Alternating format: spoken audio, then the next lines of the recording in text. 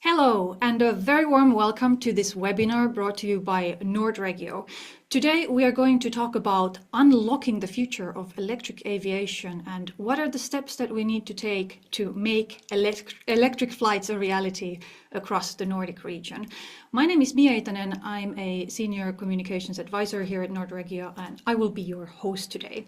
This webinar builds on Nordic Region's work together with the University of Akureyri and Nordic Energy Research in a project looking at electric aviation and the effects on the Nordic region.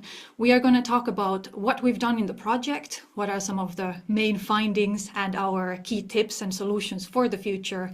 And we will also meet some experts working in the field with electric aviation and talk about the current status quo, where we are, what are the challenges, what kind of opportunities there are, and what we can do to really make electric aviation take off and happen in the near future.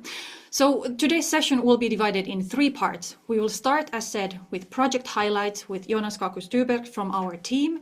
We will then continue with expert contributions from Martin Borsgaard from NISA and Maria Fiskerud and Christopher Lewandowski from Heart Aerospace, and finally conclude with Rebecca Caviccia from our Nordic Region team, who will present our policy roadmap for the future.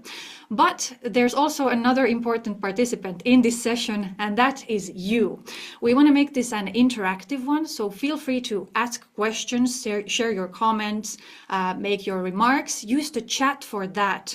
And I also want to get a better sense of who we have in this session following us today. So we have a little intro poll just to get a sense of your field of work. Please let us know, what is your primary field of expertise or area of work? Are you maybe working on regional and urban development, or rather in the transport and mobility sector, or with climate and sustainability issues, or more in the field of technology and innovation or policy and governance? If none of these really seem to fit, you can also let us know what you're working on and what interests you and what brings you to this session, and you can use the chat to do that. Please let us also know where you're joining us from in terms of countries. It would be very interesting for us to know. We are looking at the Nordic possibilities, Nordic cooperation, Nordic solutions, and we are also looking at it from the angle of regional and urban development. And I see that it's very well aligned with the participants' profiles as well. If you haven't yet responded to the poll, I'll give you just a few more seconds to tick your response, but we will share the results with you shortly too. I see that about a third of the participants today are working on regional and urban development, which is great. I hope to hear your comments and how the future pathway sounds to you as we move through the content today. And we have 26% and almost 10% of the participants working on transport and mobility and climate and sustainability, which is also very relevant, especially when we talk about possibilities and impact and such. And we also have the same 9% of technology and innovation experts, which should also be an interesting perspective for the discussion, and 13% of policy and governance experts. So again, linking back to the regional development side and the policy challenges and solutions, very interesting.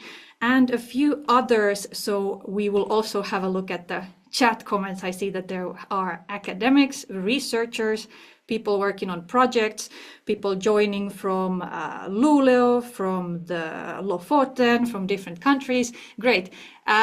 Keep the chat active. We're getting off to a good start. I want to see same kind of chat activity throughout this session. We're going to pick up some of your questions, discuss them with our speakers, but now let's dive into the content. As said, we want to first highlight some of the work that we've done in this field, and to do that I will invite my colleague Jonas from our research team to talk to you about what Nordic Region and the University of Akureyri have done in this project together with Nordic Energy Research. Jonas, I leave the floor to you.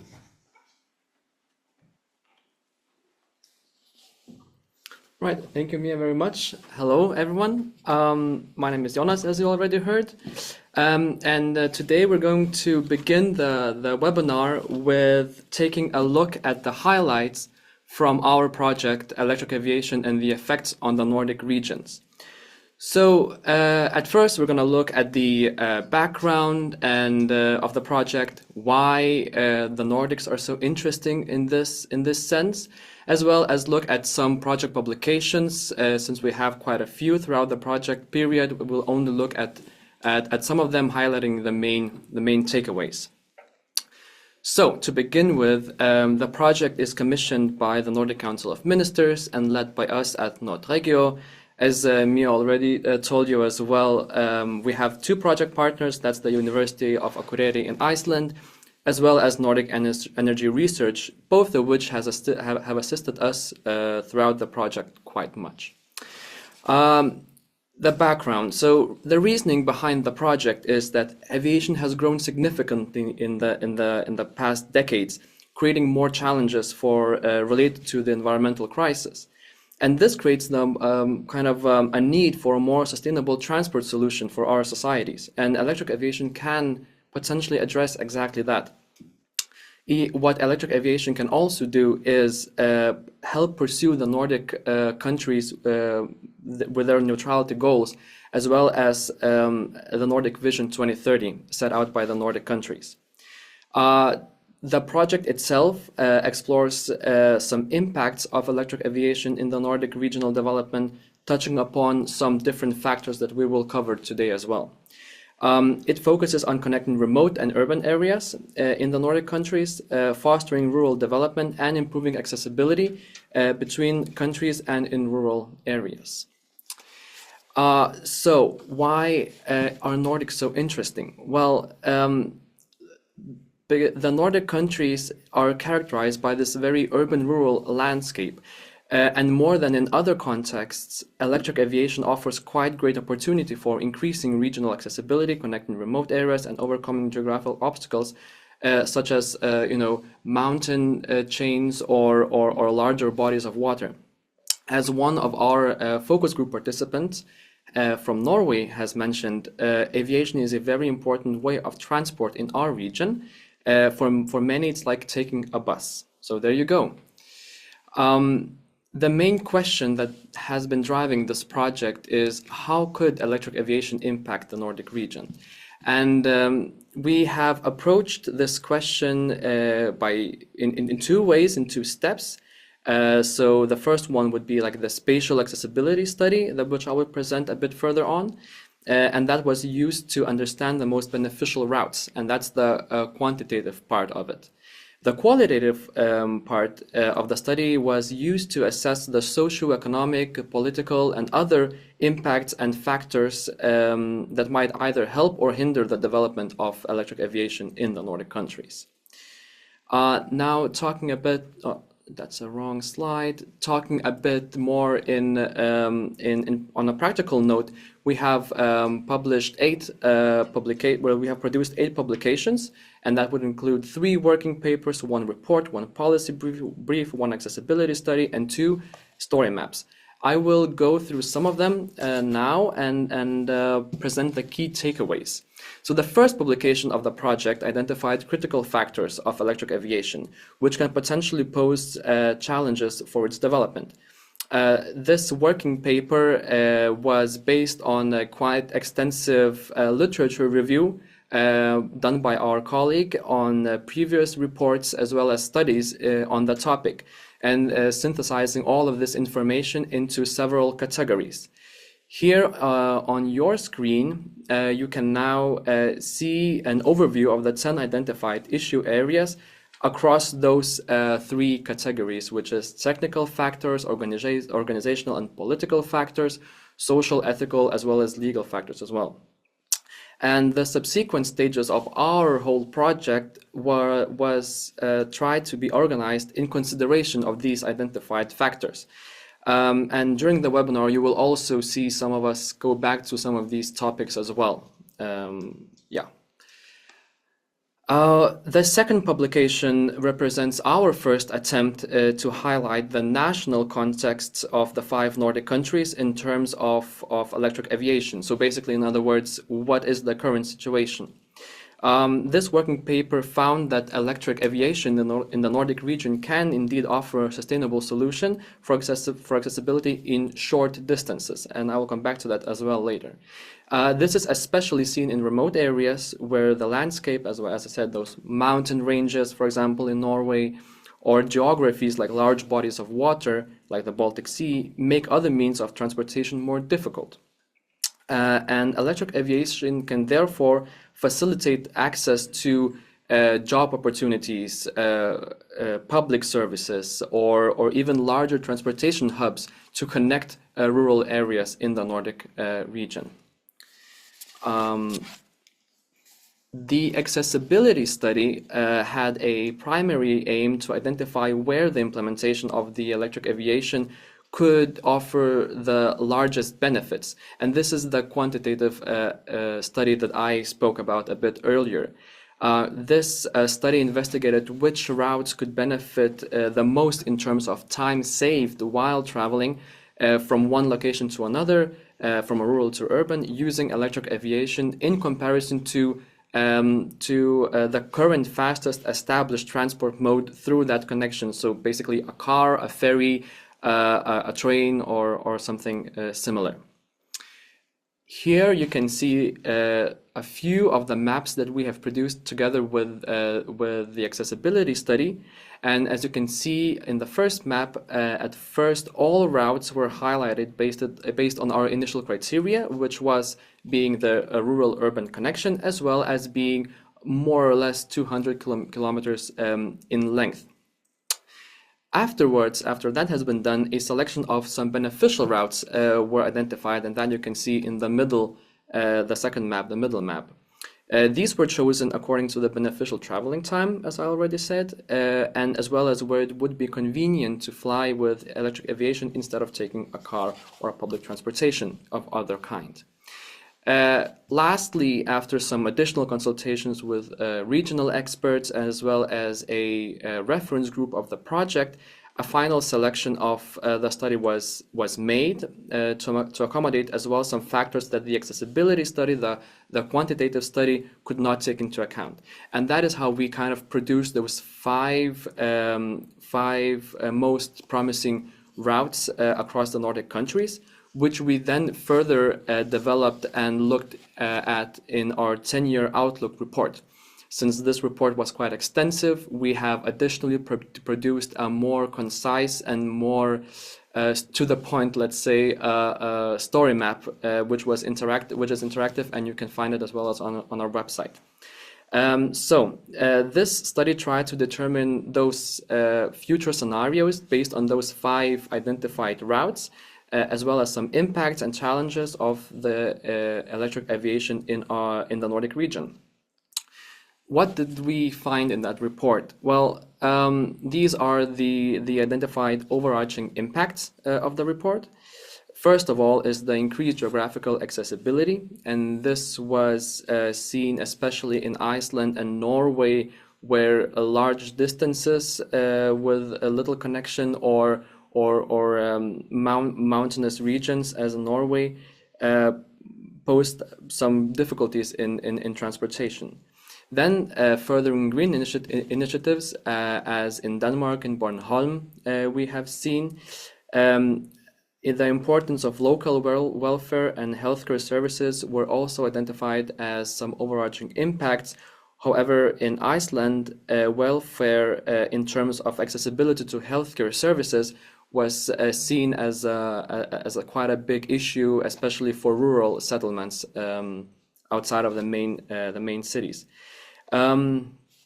Then we have the reduction of emissions, which is one of the other impacts. However, we at this point still did not know how much precisely, meaning so basically we had to find a different way to calculate, and we decided to suggest a life cycle assessment, which could provide more precise calculations.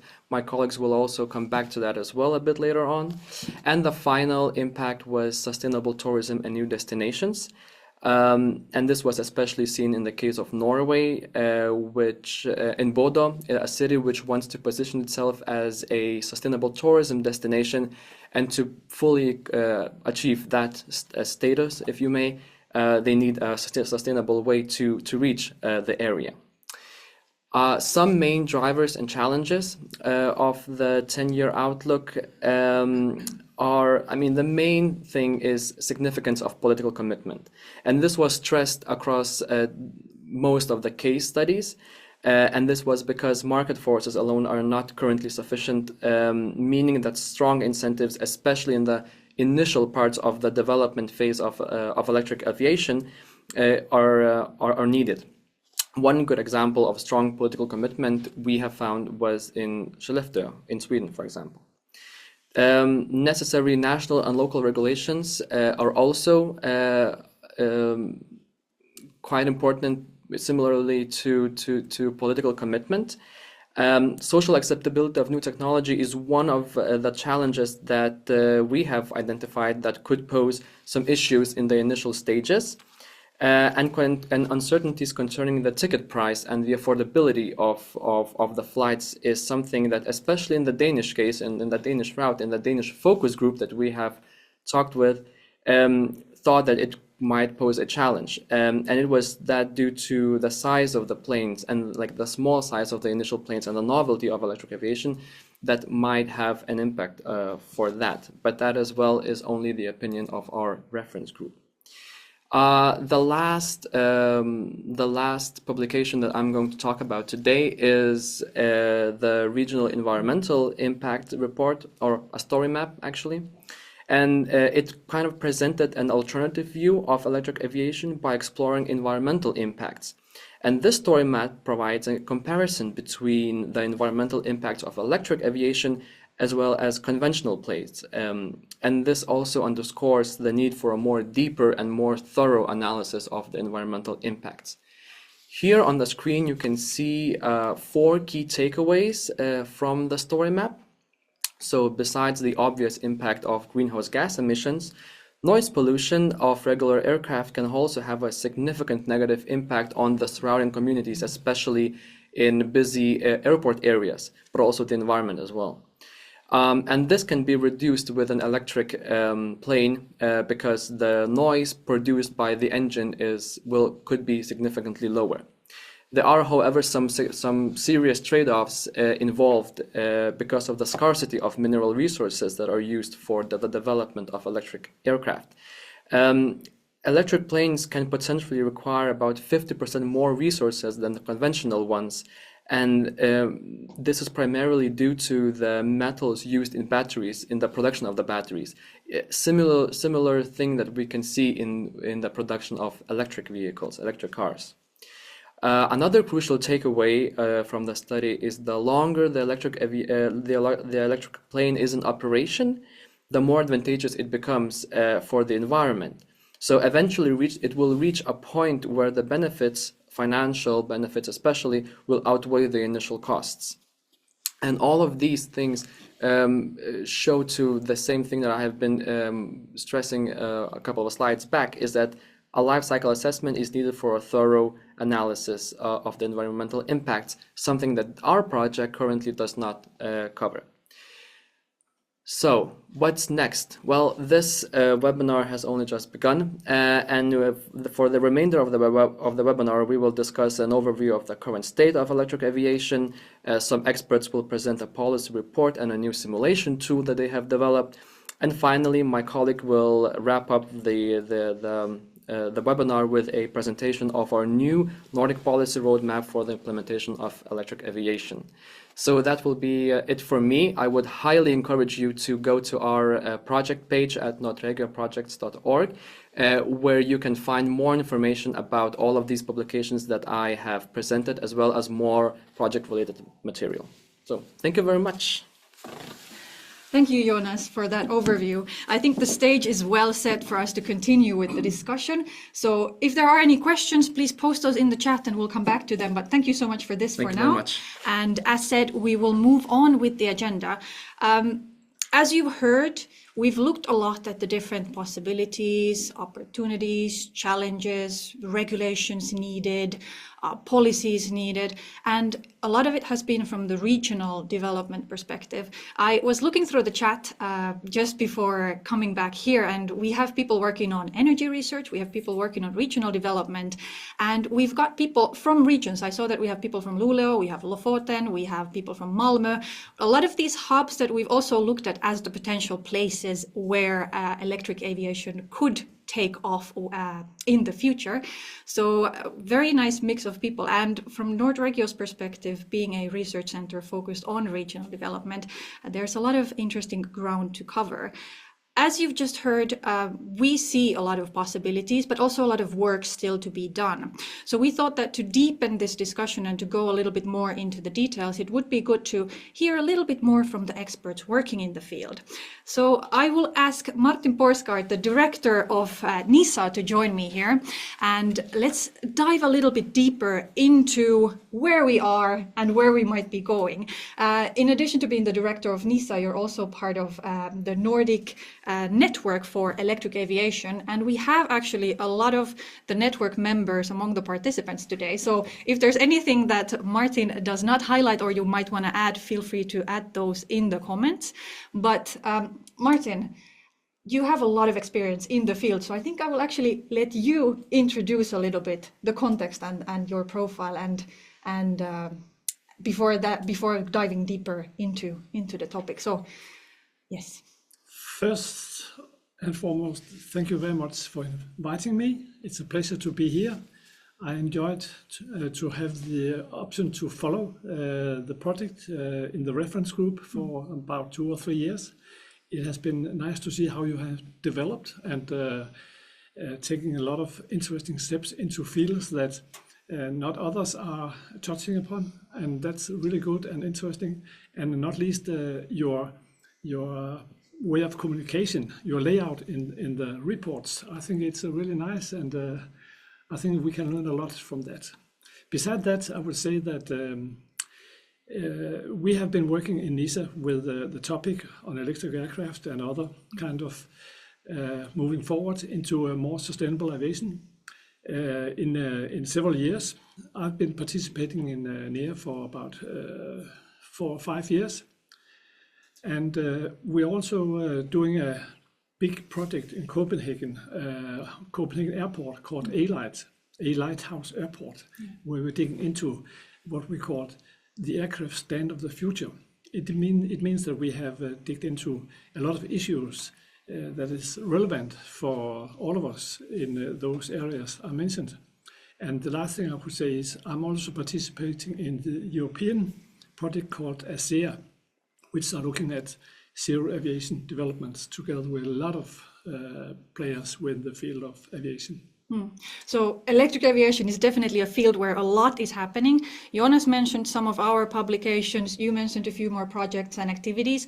I've shared some links in the chat and will continue to share more throughout the session. If you have something to add, if you have interesting links or projects, reports, activities, feel free to post them and we can all share those with each other. Let's zoom out a little bit. Let's go back into some of the basics and the premises.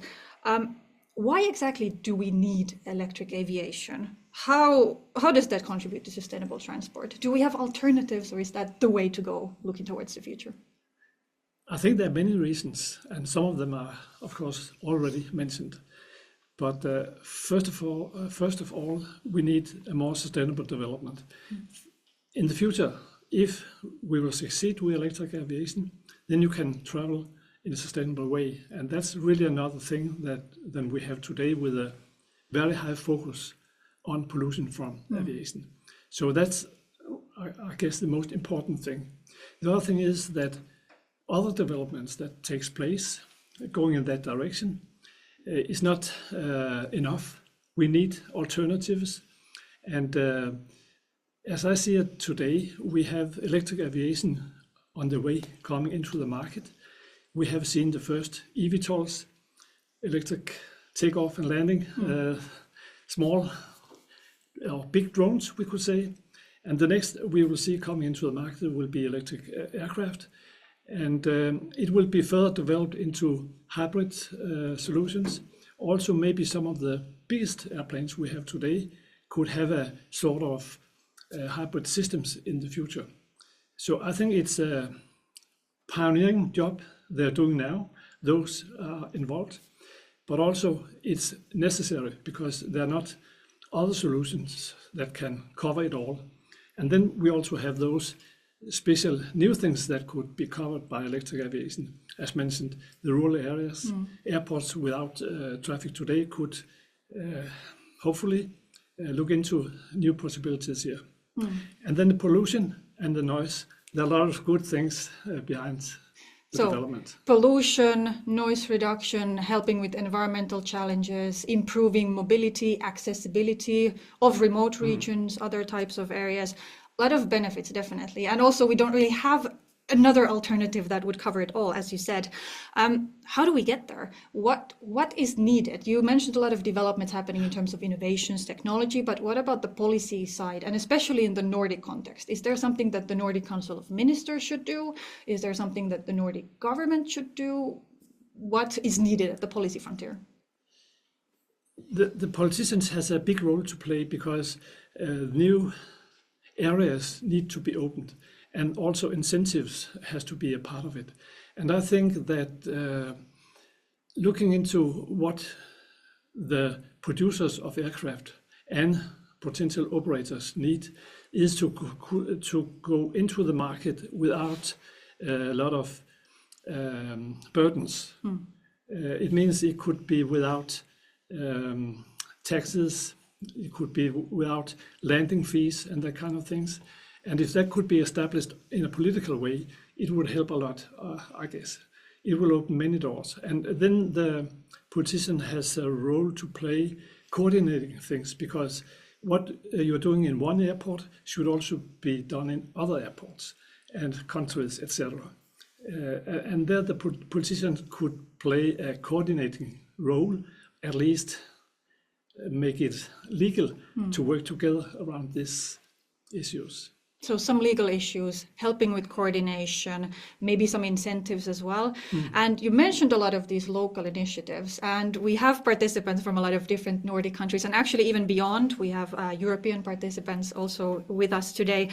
How do you see the role of collaboration in general? What do you think that can do? Can it help us speed up the work, or how could that help us work towards going beyond these local or single initiatives? Without coordination and collaboration, we're lost. We need the collaboration. It's really important. And we can find examples here and we can learn from there. There's a lot of things that is done in the collaboration area. And it's necessary on local level in one country or in one commune or airport. You need to collaborate among a lot of actors who are involved in many ways. You have the legal things, you have the practical things, and between that you have a lot of things that has to be prepared so we can take the future aircraft into praxis or into operation. Yeah. And we will hear a little bit more about that later on as we go in. Again, I just want to ask our participants, knowing that many of you work in this field, if you have a very nice example or a local initiative that could be inspiring for the other participants, maybe drop that in the chat and give us a little insight into what is happening in your region or area. I want to shift the focus a little bit and ask you about the sustainable aviation fuel and other propellants. How is that development going, and how does that play into the transition for electric aviation? Are we going all electric or hybrid, or where's the direction going? The development and the future is also exciting, really exciting, because a lot of things is happening. But not in the fastest speed as we could wish. But that's how it is. I think people working with it are doing what they can. And if you look into SAF, Sustainable Aviation Fuels, when I started working with this about 15 years ago, we thought it was a 2, 3 or 4 year plan. to get things up and running, and still things are not up and running. I know there's a lot of companies looking into solutions, but only a very few are there now able to get SAF in the market. A lot of alternatives and pathways are there, but not really developed. Yesterday I saw a list over potential producers. I think we have about 100, 150 potential producers, and some of them are planned in the planning phase. Few, and it's about maybe 5, 6, 7, 8 companies are doing things on the SAF side. All the rest is in the planning phase, and when they will produce, we don't know yet. But we have a strong mandate in EU saying that from 25 we are having 2% blend in and 6% blend in 30. I don't know if it will be possible. At least in 25 we have a big issue here. I think it's a critical issue. Interesting to see how it will be tackled in many ways. But beside that, we have the other developments, and I think hydrogen could be an issue in the future. We know there are 1 or 2 big companies worldwide looking into things that could be launched into the market in the next 2 or 3 years. On the electrical aircraft, I see a lot of developments. In our list, in NISA, we're working with a list on 8 to 10 companies that we really believe in and have contact to. And we can see that if they will live up to what they have said in the plan in the coming years, there are many interesting things going on. But further, I think we will see electrification goes into all kind of aircraft in a bigger scale. Yeah. And then it's really interesting. So scaling up electrification. You also mentioned that you've been following the field for 15 years now, and you've seen kind of plans, 5 years, 4 years, so on. And there's a lot happening. You mentioned a lot of local initiatives, a lot of actors, a lot of organizations working on it. What are your expectations for the future? A lot of visions, but how do you see the future developing, unrolling? I can't be anything else than optimistic, but also there's a lot of scaring things because it's expensive to develop those things. And that's why we need politicians and investors to come into the market and see here's a future that they need to invest in and take some chances and do what they have possibilities for helping the industry to go further. And that's important, but to know, it's impossible to know what are going to happen, but everything is a little bit late, delayed, and that's how the industry works, I guess. It goes with SAF, it goes with electrification, and a lot of time frames are postponed, and hopefully we will have the breakthrough soon in 3 or 4 years, 5 years maybe. We will have the first electric aircraft into a kind of traffic on specific routes, or chosen routes, or prioritized routes. I don't know. We'll wait and see. But if that could be the breakthrough and open many more doors, then you have a good hook to hang the hat on. Yeah. Let's say that breakthrough happens and we get there, we take a massive leap forward. If we paint a picture, how do you see the Nordic aviation sector in the next 10 or 20 years? We're going to talk about a roadmap towards the future a little bit later on, but just give us a picture of how the future could look. Yeah, the best picture I could give is the participation we have had in ASEA. They're looking the European setup for zero emission aircraft. They are looking very much to the Nordics, and they're hoping really that we will have that breakthrough in the Nordics. So they have a lot of trust in what we're doing in the Nordics. They're doing a lot of things other places, but I can see from a European perspective that the Nordics will come first and will go first and will have the backup to do it. Now that you mentioned the EU, the Nordics leading the way, let's say, how do you see the role of the EU? We talked about Nordic cooperation, Nordic governments, but what can the EU do? Is the EU helping to advance the development? Are there some obstacles that need to be overcome? How does that work? They are helping, for sure. If it's enough, if it's the right way of doing it, it's difficult to say. But a part of the European system is EASA, the organization preparing a lot of things. And I know they have established a lot of working groups looking into the different fields of what has to be prepared and organized and decided regarding standardization, certification, etc. And they're doing a lot of work here. Nothing on the regulatory area is really ready now.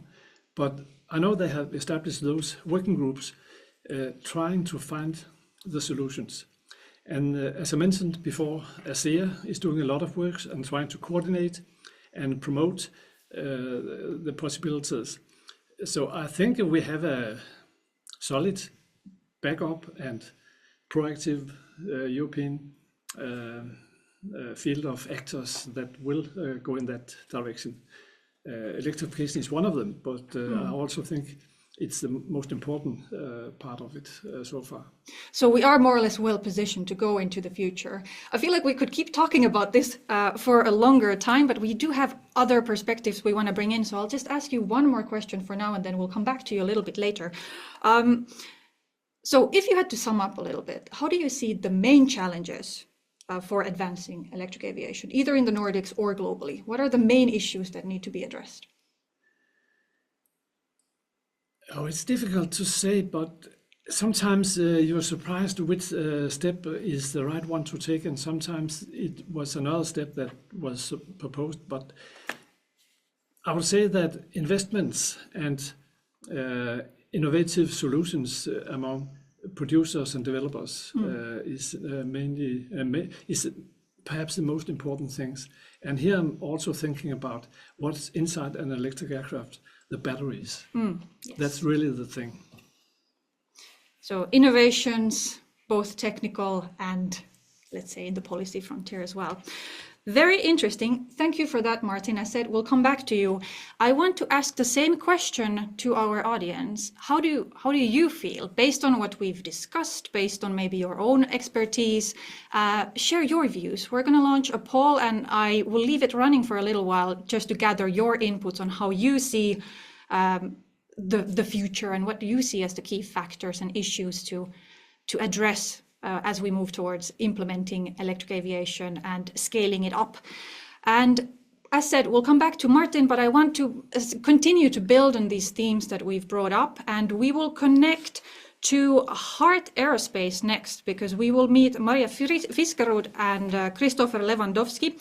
Maria is the ecosystem lead at Heart Aerospace, and Christopher is the head of R&D, and they will talk a little bit more about the latest developments and how things are looking. Also some policy work as well as simulations for the future. So Maria and Christopher, I will hand over to you, and we will come back to you for questions afterwards. So the floor is yours. Thank you. Thank you very much. I hope you can both see us and hear us. Yes, we see you, we hear you, your slides are up. Oh, good. Perfect. Okay, so very nice to be talking to you. Ideally, we would be there with you, but we're now connecting remotely. I hope that's okay. So my name is Christopher Lewandowski. I'm the head of R&D at Heart Aerospace, and what you are, you will have to introduce yourself later, Maria. I will. But what you see on the screen right now is the Nordic routes. So based on how long you have to fly. So we can see that already now with the first airplanes,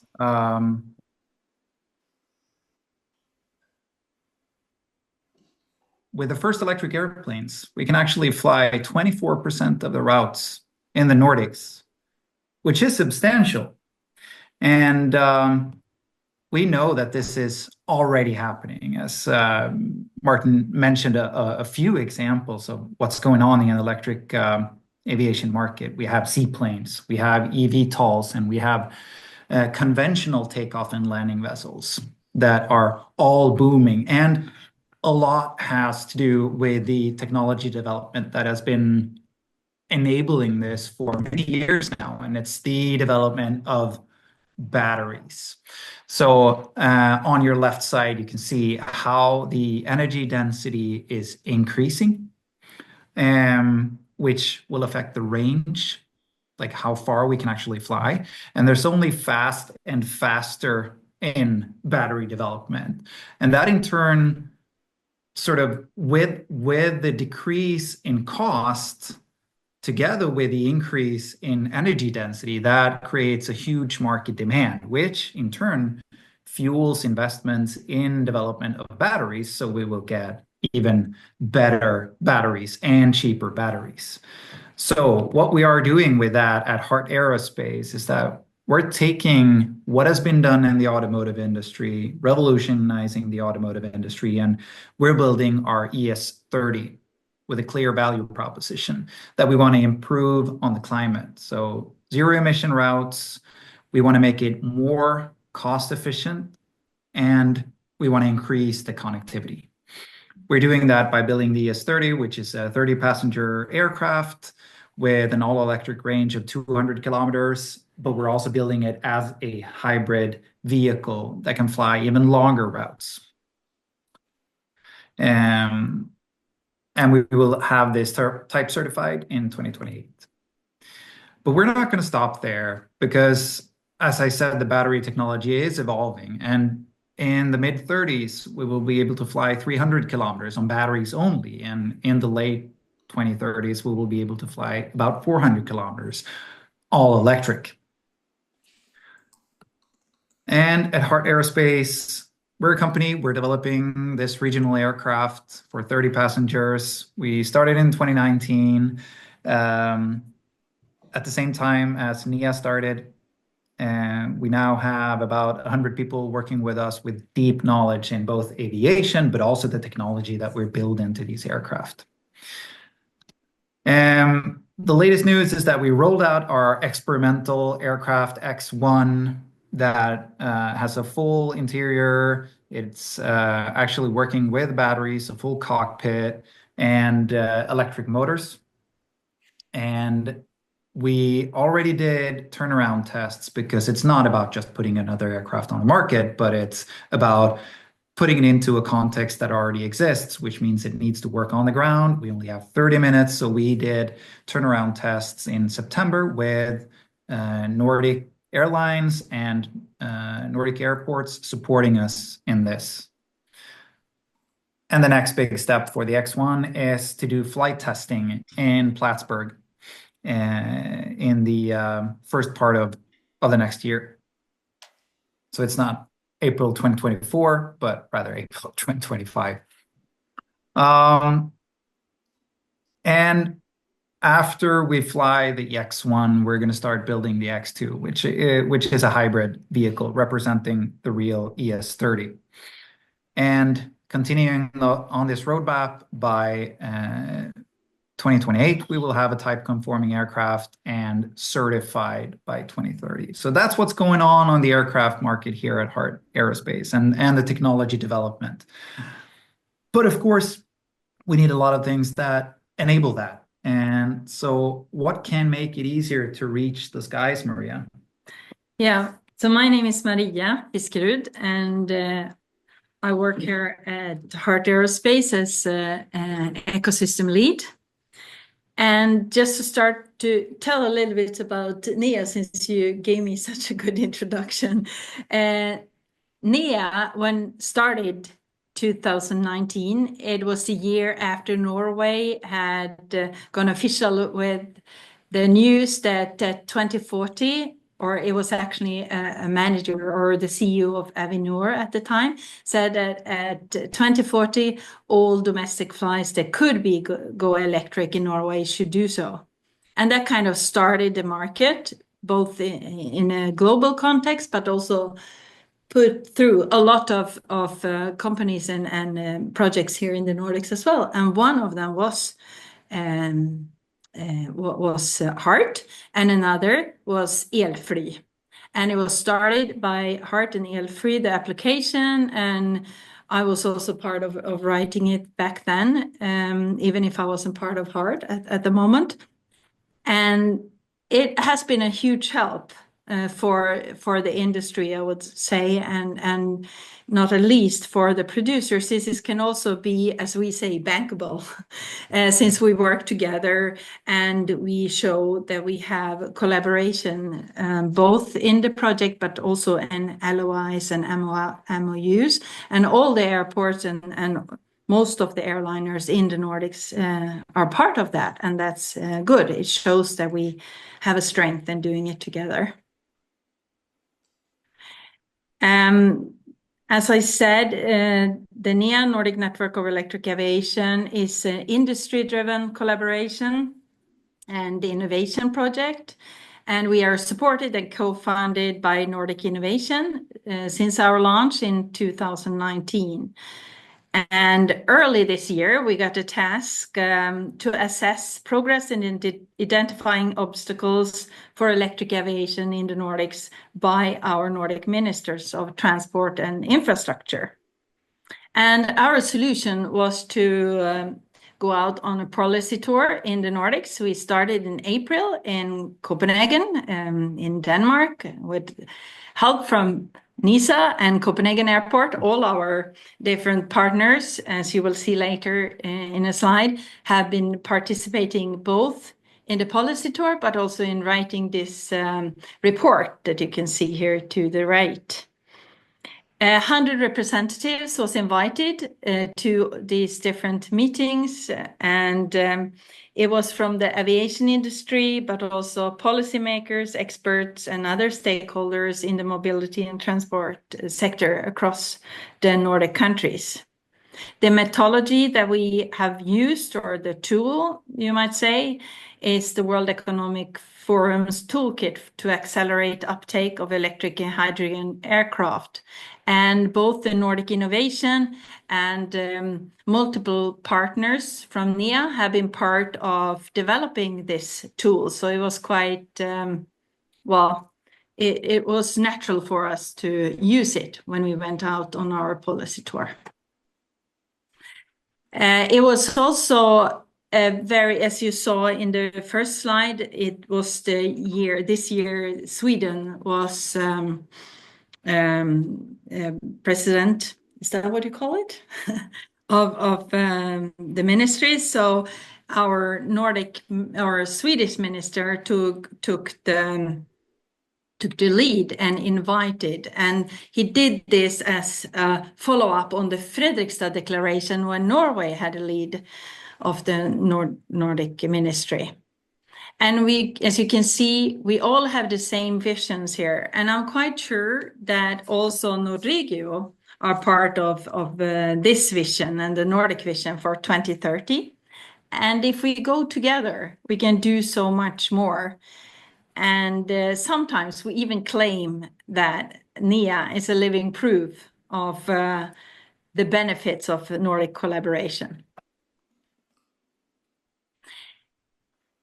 When we presented our first version of this report that we now have launched, that was in Gothenburg, August 14th this year, we told the story about our policy tour and gave the results to our ministers. And both the policy tour and this report has been an inspiration for our ministers to write the declaration that they signed that day. And it says that we should collaborate together in the Nordics, both to get the benefits of flying electric, but also to build the industry of electric aviation in the Nordics. These were the 3 assignments that we got from the ministers, and this is also the content of our report, and I will shortly look into all 3 of those, but you can read much more in our, I think, 117 pages in the report. It's a high-level report, I would say. It's not that we give like, these are the 10 things we need to do. This is more a mapping of the current state, as it says here, and also so to identify. And then we give a smorgasbord with all the different solutions or different decisions that we need to take. And our main delivery here is that it should be group, a Nordic working group with politicians and the industry going forward. Because, as you saw on the previous slide, we do have the same goals. We do want the same thing. So if we also have the same foundation or baseline to work from, then we are sure that we can find solutions together, and we think we need to find solutions together. If we look at the current state, actually on this slide, you see what ChatGPT found when we got some help to look into our report. But I will give you some more human findings, if I can call it that. So what we did find was that most of us, we still think, or we thought when we started this work, that we were very much ahead with our Nordic goals for electric aviation and sustainable aviation. But what we found was that most of our countries actually are aligned with ICAO and the goal for 2050.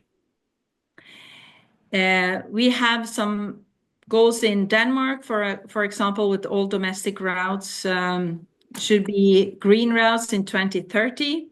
That is similar to Sweden, but in Sweden we talk about fossil-free aviation domestically in 2030.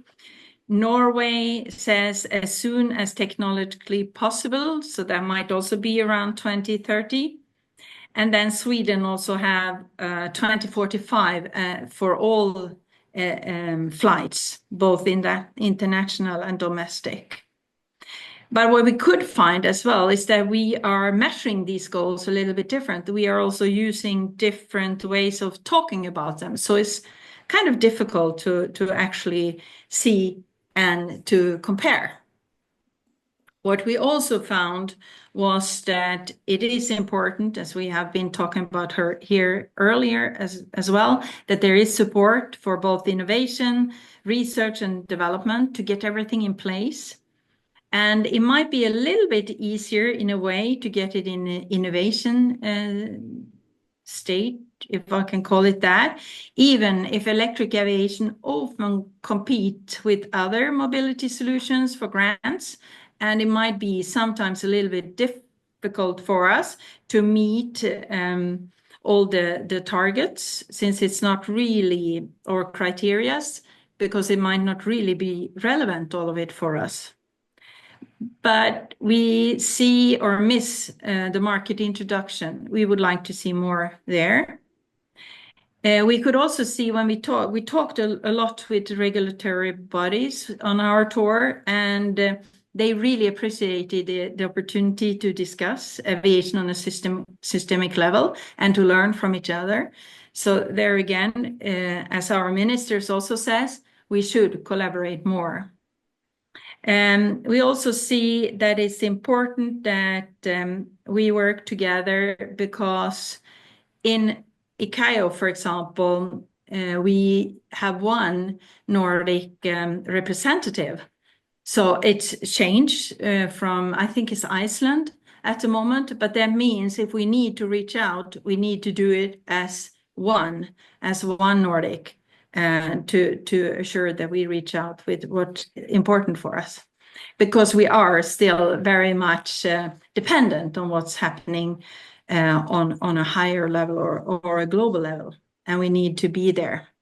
We also have talked a lot about public transportation, that since this is a regional aviation, it goes very much closer to public transportation. But according to EU legislation, it's only road and water transport that can be public transportation. So that's also something we need to change together. We have also been looking into obstacles and opportunities. First, we started to write it down as obstacles, no Nordic joint goals, and so on and so forth. But we decided to make it more positive, if I could say so. And we do think it's important that we have Nordic goals that we will measure the same way, that we will follow up the same way, and that are the same year. So that would make it so much easier. Allocate more state funding, that we think it would be easier also if we could do that in a similar way. Not at least as we talked about here earlier, that we need the infrastructure on the airports to be in planned way, so to speak. It's no use if we have one airport and one airline that's electric if you can't land and if you can't take off. So we need to plan that. That also goes, of course, with OEMs and CAA and the work there that needs more empowerment. And that's also what our minister says, that there's where we should work more together. We also think it would be good to agree on key policy priority areas that we could work together in the Nordics. We see that, for example, the CAAs feels a little bit not sure all the time. So maybe on what to do and what we can do. And it would be good if we can talk together and then talk to EASA and others, of course, where we need to collaborate to find the solutions. And we, of course, the same rules apply to all aviation in the foundation, but there will be exceptions for electric aviation, and there we need to dig into and see what's needed to be done. Ensure infrastructure in parallel, that's already been talked about, and also strengthen the regulatory. We have also been looking on PSO rules to drive technology uptake, or other ways where procurement can be used to drive the innovation forward. And then there's our smorgasbord. And we have been, the chapter 7 is full with different solutions that we think could be good. And we have collected them, and we have not all agreed upon all of these, but we have chosen to show them because some could be good for some of our partners in EA, and some could be good for others. But what we really, really think is that we need to establish this Nordic working group with the politicians and with the industry, and together agree upon what's best to support electric aviation going forward for all of us, so it benefit as many as possible for us. And again, we have decided to put this into the 3 areas that our Nordic ministers wants to work on, or what they thought were brought forward in the declaration. So we have tried to give some help to them with this divided this smorgasbord in that way. And we need to strengthen the regulatory framework. For example, when we look at collaboration and encouraging, we need a kind of decision support system. And one of them that we have looked into is the vision tool that Christopher will tell you a little bit more about. It's a lot. It's an extensive work that we have done. It's a lot of different solutions that we have in this report. So please read it, and if you have any more questions or suggestions that you would bring forward, so please contact us. And we hope that we get this working group so we can continue to work forward and put everyone around the table, this smorgasbord. Because what we have found when we work together in NIA, when we put all the partners around our smorgasbord in the industry, things really started to happen. And going forward, we need to look more into market introduction, and then the vision tool will be a good help, don't you think, Christopher? I think it will. So Mia, how many minutes do I have? I'll give you about 5 or 3 if you can keep it short, but let's see. Sure, yeah, three will be great. So the NIA Vision tool, another great result from the project. So we're halfway into the project, but we still decided to release the Vision tool. It will be updated to throughout the project. So stay tuned. So the NIA Vision tool is really a tool to visualize and to show the vision of what electric aviation could be in the Nordics. It's really about, so there are so many assumptions and so many opinions, to be honest, about electric aviation. And you could go out, you could ask researchers to provide you with that research-wise sound answers to your questions. But most of the time, that's what you should do. But most of the time, you don't have time to do that. So we see all these assumptions flying around. So we wanted to develop something that could provide substance to the claims that we do, but also educate other people. So it's for a lot of different stakeholders. So aircraft manufacturers, operators, airport owners, politicians, regions and destinations, and people in general, to be able to ask questions about electric aviation and to find their own answers. So what the tool looks like, in essence, it's a mapping tool, and I'm sure that you recognize this map. Basically, it's a tool where you can filter using a lot of different filters on airport sizes, different routes, route length. You have your map view, and you can search, and you can analyze the data that's there using your filters. So one question that people might have is electric aviation feasible? Is there an existing market? So we have a lot of airports, 284 airports. A lot of them are small. And if we look at the number of possible routes between those airports, under 200 kilometers, we have a lot of them. 2,411 possible routes. If we go up to 400 kilometers, then I think we can safely say that, yes, electric aviation can have an impact on the aviation system in the Nordics. So, but is there an existing market?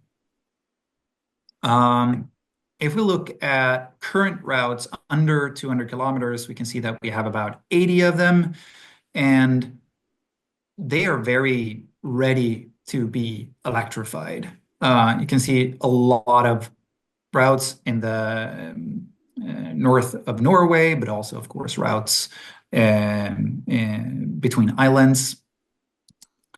And 40 of those are PSO routes. So there is an existing market if you go into the PSO track. And it's even 73 PSO routes if you go up to 400 kilometers. So there is an existing market where electric aircraft could work to replace current routes, but is there a new market? So these are the sort of questions that we can ask this tool and get substance to quantify. So is there a new market? we need to save some time, and we of course we build on the results that we've seen from Norregio. So we're applying the same sort of thinking, but we're also making it interactive. So if we look at how many routes there is where you save 1 hour or more compared to car or public transport, there are 54 that are flown today, but 601 that are actually not flown today, where you could actually save 1 hour. But you could, of course, deepen this analysis. So you could have, like, out of all of the routes in the Nordics, of course, most of them would be saving 1 to 2 hours, but a lot of the routes, actually 35 routes, would save you 5 hours. So yes, there is a potential market. You could even go into an even more detailed study where you study a region and see what would be the case for your region. And in this case, we have Gotland as a specific analysis. So if you would just look at the possibilities in general, in Gotland, you would see that we would be able to fly 78 routes. 10 of those routes would be fully electric, under 200 kilometers with today's technology, and 49 of those routes would be routes where you would save at least 3 hours compared to driving a car or taking public transport.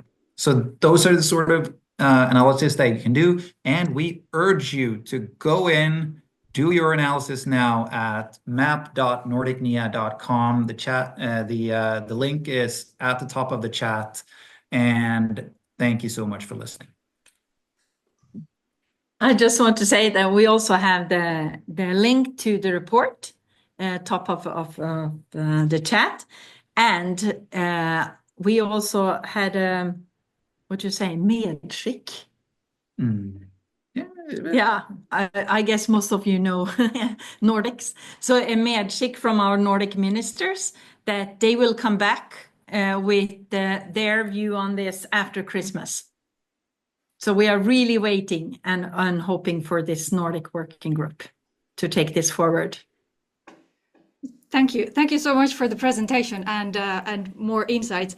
It's all very well aligned. I like how you highlighted that basically we have the potential of doing the same thing as what has revolutionized the car industry and doing that for aviation. But also what we've heard both from the initial presentation, something that Martin highlighted and you brought up, we have a lot of potential for cooperation, but also a lot of still remaining differences and using different vocabulary, having difficulties of doing measurements and really accurate comparisons. We've also seen on the maps that there is a lot of potential options, and as you said, we can choose to focus on the possibilities and what we really can do together and how we can drive things forward. I want to pick up a few comments that were coming through the chat and from the participants in terms of what still needs to be addressed. You mentioned the issue related to electric aviation being comparable to public transport in certain regards. And we had comments in the chat mentioning that this is indeed partially also a challenge that needs to be addressed because public transport legislation is not always matching the needs of the airborne transportation, and it's not recognized in this context. So this is definitely a field that needs to be addressed.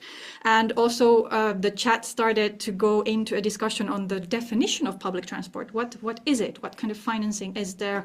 How does it work? And how can we make it applicable to electric aviation as well? So definitely one issue to look at in the future.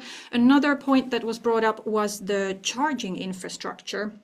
I think you gave a very good overview of the progress of where we are. You highlighted some of the challenges. You also showed that we are working also on this policy cooperation at the level of ministers and so on. But maybe your one wish for the future. You said that we need more cooperation, but what would you like to see? What would you like to see come out from the next ministerial declaration or such? What is the next decision that you're hoping for? What would help us move forward? You want to take you? Yeah, I mean, I have a lot of wishes. Like for one, I want, I'm a numbers guy.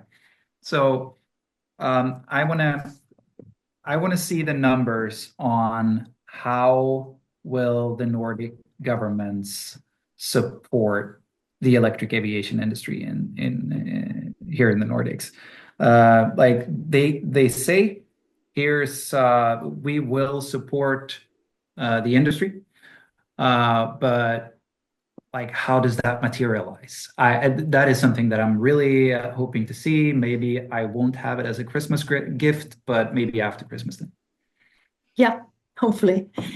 Yeah, and I think that I really want to see that we work together. As I said, that we sit down by the same table. We have the same goals. We need to find a solution together, I think. So it's I would like to see that maybe that we also use public procurement tools that we have. And just to say, you asked about charging. I got a little bit stuck there in my head.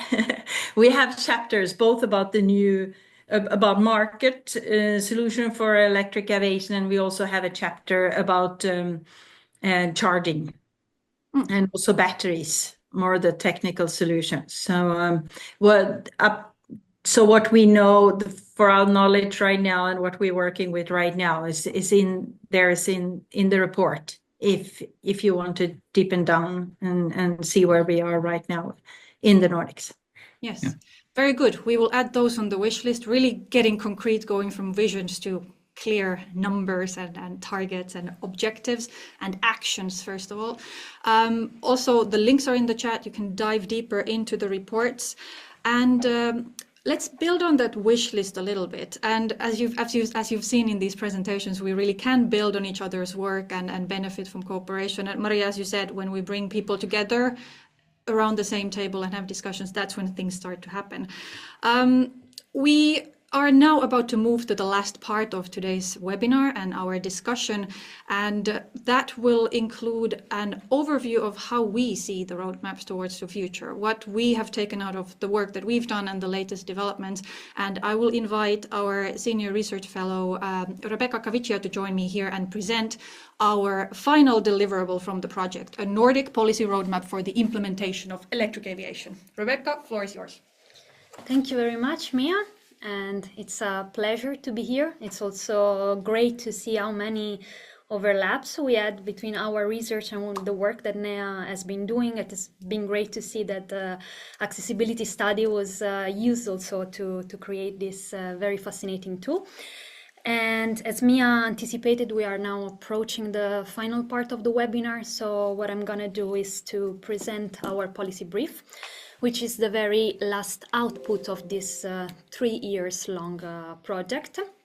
It was just published this morning, Flying Green, a Nordic policy roadmap for the implementation of electric aviation.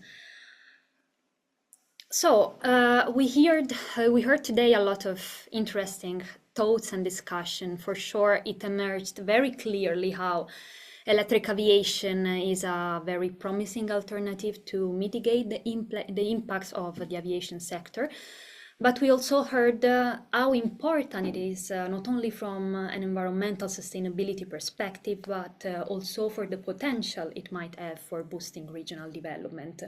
Many of our reports focused on this, on the potential of electric aviation for increasing accessibility, especially in remote regions, potentially even boosting job market or some industries like tourism. So we see a lot of potential, a lot of possibilities, but we also heard that there are a lot of challenges still there and many questions that still remain to be answered. With this policy roadmap that I'm gonna talk about, we do not really have the ambition to give an answer to these questions because a lot of work still needs to be done. But our aim is to provide some concrete steps towards the future implementation of electric aviation, and a bit on the line of what also Maria talked about before me is supposed to be a little bit of a guidance for decision making. So behind this policy roadmap, there is there is a workshop that we organized in June 2024 here at Norreggio. We invited some participants. Martin, that you just saw before, was one of them, and participants came from all the Nordic countries, from different institutions, NIA, ISAVIA, the Norwegian Ministry of Transport, and so on. And we had very interesting and productive discussions during this workshop. We focused on what are the key challenges that we still have in front of us with electric aviation, but we also discussed, okay, what can we do and who are the relevant actors that might be very important to act now. So out of these discussions, 4 levels of challenges emerged. And I will go across all of them. The first one concerned the strategic level. So here we have the very basic issues, let's say, that need to be solved. And also this overlaps very much with what Maria said before. So one of the first issues is an uncoordinated approach from Nordic countries on electric aviation. And this is related also to a lack of sufficient political commitment that is very much linked also to a lack of enough attention given to funding issues at the political level. So we still need to answer questions: who will fund the implementation of this new technology? Where funding will come from? On a strategic level, another point that we discussed is the need for better coordination also with EU. So it's not just, as we already heard, a matter of coordination among Nordic countries, but also trying to align goals also at the European level. We know that at the EU level there is a lot of attention, for example, on road transport system, that in many cases, for example, in the Nordic countries is not possible. So aviation is crucial to connect many remote regions. So we need in some way to push the narrative as well that these modes of transport are very much needed in the Nordic region. So what we can do to address this level of challenges? As a first step of this policy roadmap, we discussed the need of a unified Nordic strategy that doesn't stay only at the strategical level, but that is accompanied by an action plan. And for sure here, cooperation between national governments at the Nordic level, but also the European Union would be crucial. The second level of challenges that we discussed concern the regulatory level. These are also things that we already heard, but that are very crucial to talk about.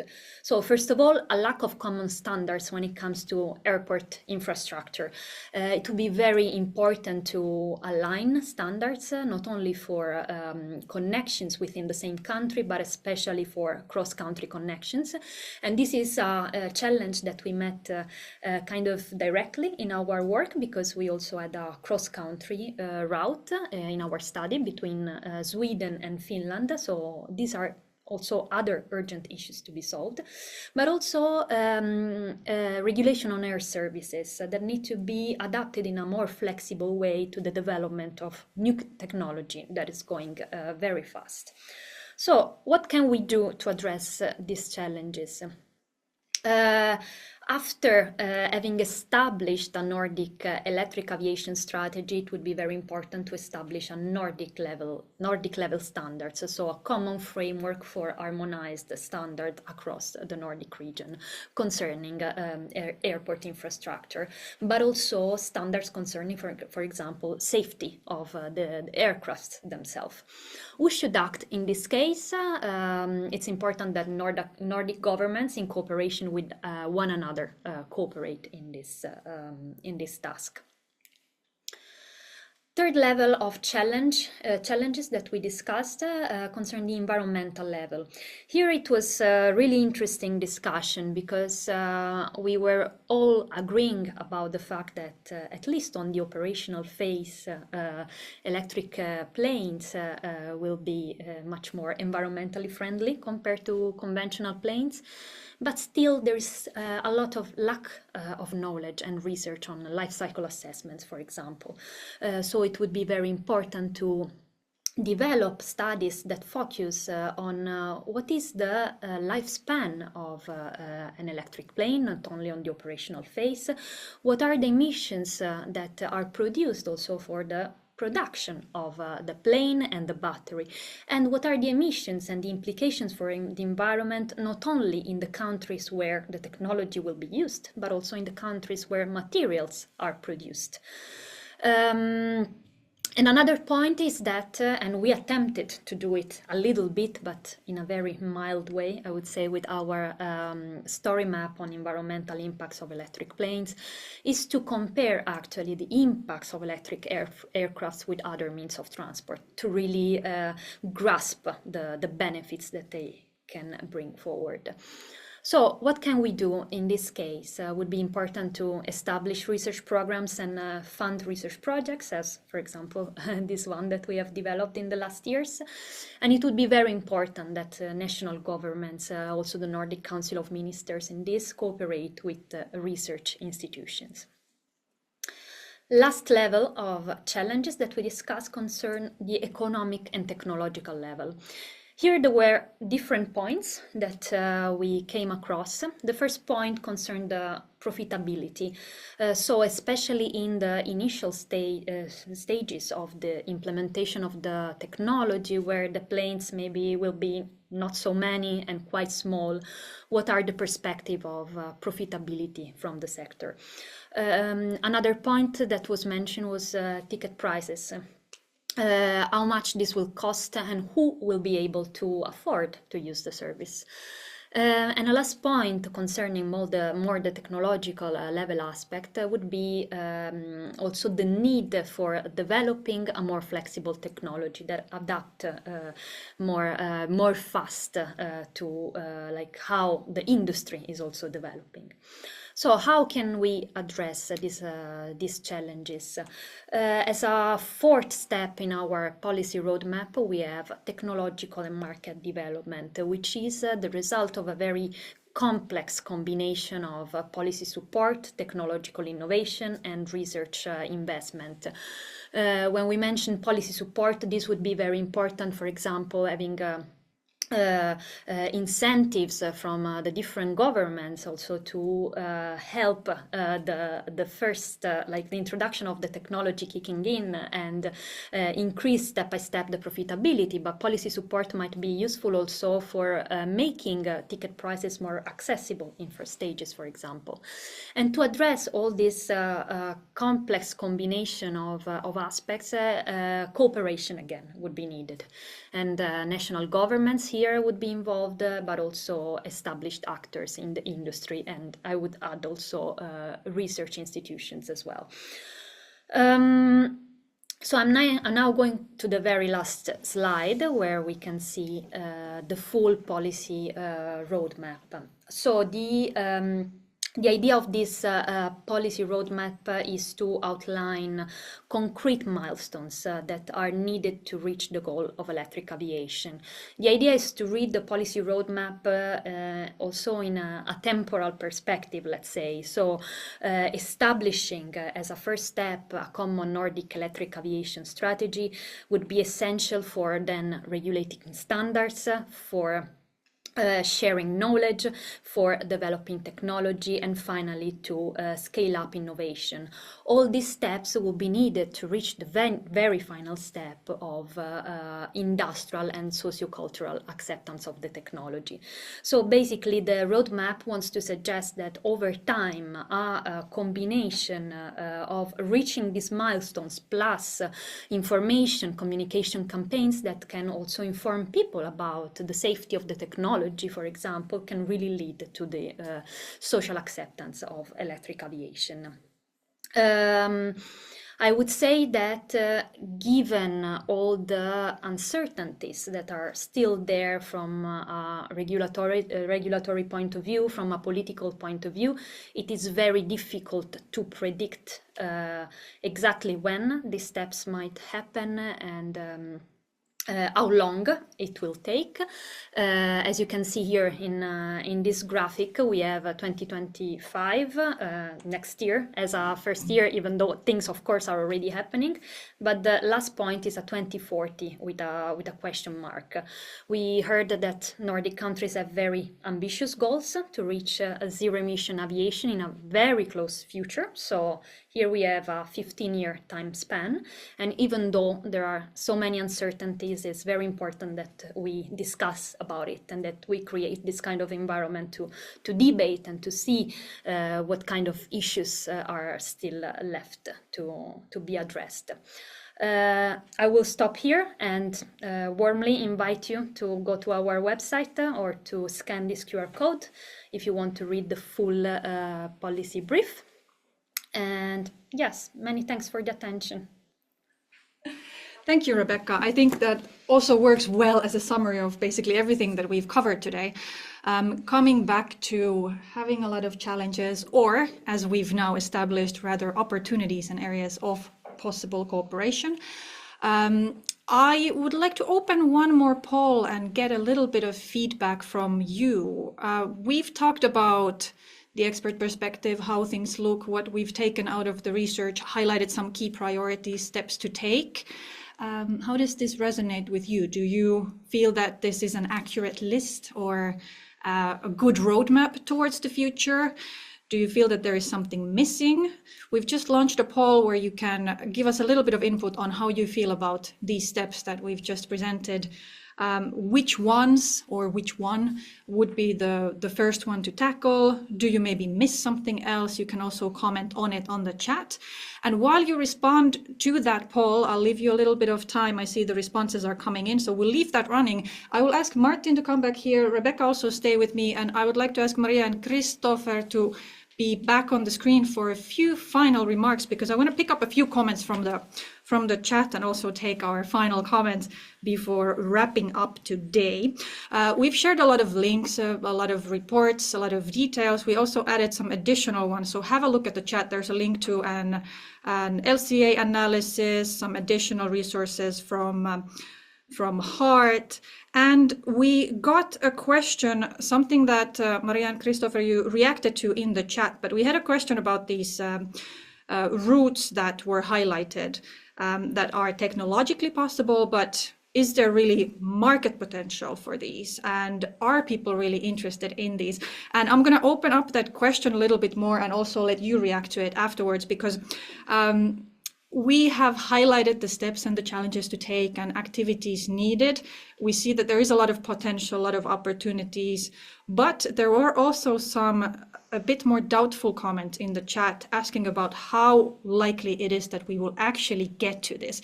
So Maria and Christopher, can I first get a comment on you from you on the feasibility and the real demand for these, and then we'll do a final round of how the future looks and how optimistic or maybe pessimistic you feel about the years to come and the road ahead for electric aviation. Is it really ready to take off? Maria and Christopher, over to you.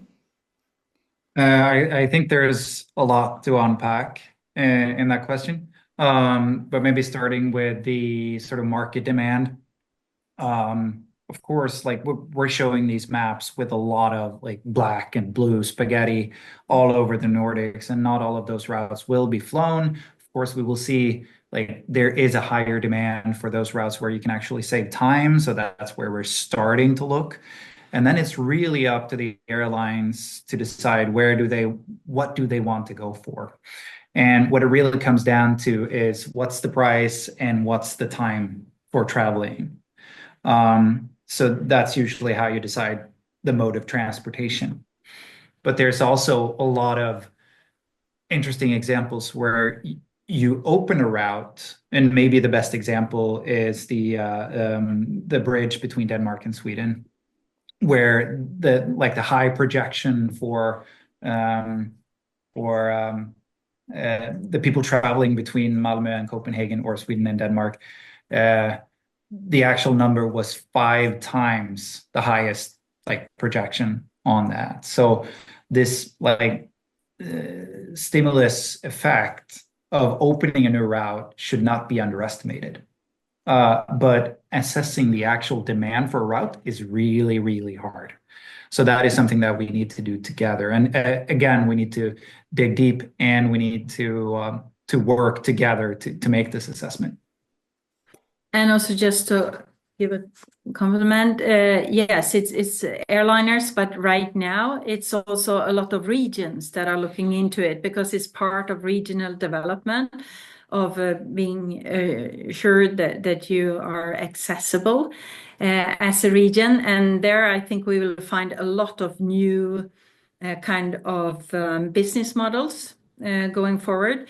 This is the first time that the region will own both maybe the airport, and they might also earn the energy, and they might, if we get public transport, there was a lot of questions about public transport. One definition is that public transport cannot be in the air. It must be on sea or water or road. But if that's allowed, then it can also be part of the regional public transportation net. And that means that the region will be owning a lot of the decisions around it. So maybe, for example, it could be for a region, it could be an option to give the electricity for free because you will be an electric aviation hub. That will bring more opportunities, more work, more people that live there, and that will give you money. So I think there will be looked upon in many different ways and could be used in and that's also when we talk about the public-private, this comes closer to public transportation, then it needs to be more, we need to investigate and look into how this public-private partnership could be around electric aviation and what that could do for electric aviation and for accessibility in rural areas in the Nordics.